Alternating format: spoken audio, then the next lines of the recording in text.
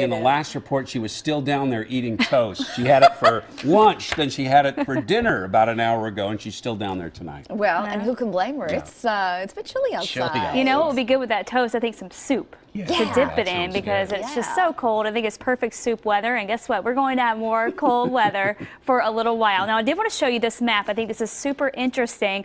This is a look at the map. If you take a look at the top half, the top picture here, that is for today. And this is showing the snow cover across the country here. And we're at over 50% of snow on the ground across the country. Last year at this time, we were down to about 12%. We're still more than a month away from winter time.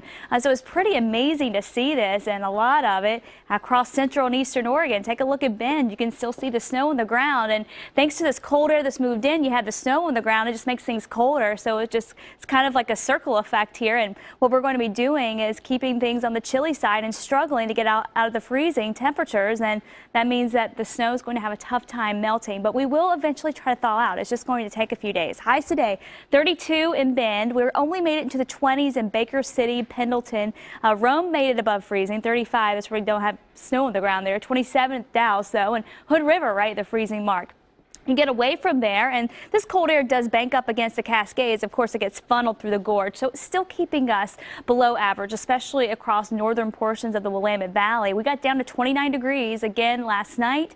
The winds where they are lighter and where the cold air drains farther south, 22 is where we started off with at Salem. And then take a look at this. Over in La Grande, we got down to 6 below. Now, this is a new record. It beats the old record of 17 set back in 2000. So what a record to break. 17 to 6 below. That's quite a change. So record lows across parts of northeast Oregon. And again, a lot of that because of this early snow on the ground. Out there right now, of course, we are not dealing with the snow, just the cold here and the wind. 39 degrees here in Portland.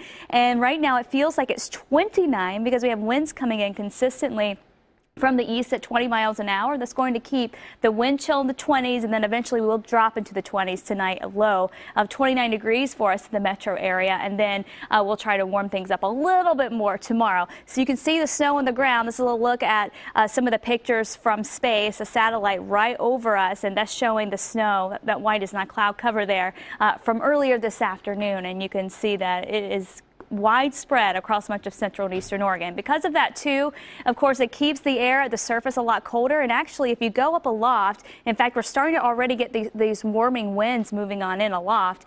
And the air is actually warmer, but because cold air sinks, warm air rises, you have this cold air layer that's just stuck at the surface, especially in central and eastern Oregon. And that means that you're dealing with fog, freezing fog, and then poor air quality, too. Now, as this next system moves on in, we will start to see that break down a bit, and that will help things improve. But then we're going to get ready for the rain. This system's set to head our way as we head into Wednesday. It'll start to throw in a few more high clouds. No clouds out there right now. We'll have a mainly clear night tonight. But by tomorrow morning, after a sunny start, we'll start to see the clouds move on in. It'll be dry tomorrow, and then even most of Wednesday could be dry, and then we start to get that moisture in, and we're just talking cold rain, so we're not talking any wintry weather for us. But you get through the gorge, and it's going to be hard to get that cold air out, and that's where we may have to worry about some freezing rain Wednesday night into early Thursday. Out there right now, we're already down into the teens. Expect temperatures back down below 0 and in the single digits east of the Cascades, and for us here in the Willamette Valley, down below the freezing mark, and we'll be close to the freezing mark too along the coast. I-5 highs in the 40s and 50s. Still more sunshine with the high clouds streaming in. Overall, a nice day. Central and eastern Oregon, 20s for highs. The Cascades again and the gorge struggling to get above freezing. Portland, well, 47 tomorrow, a little warmer.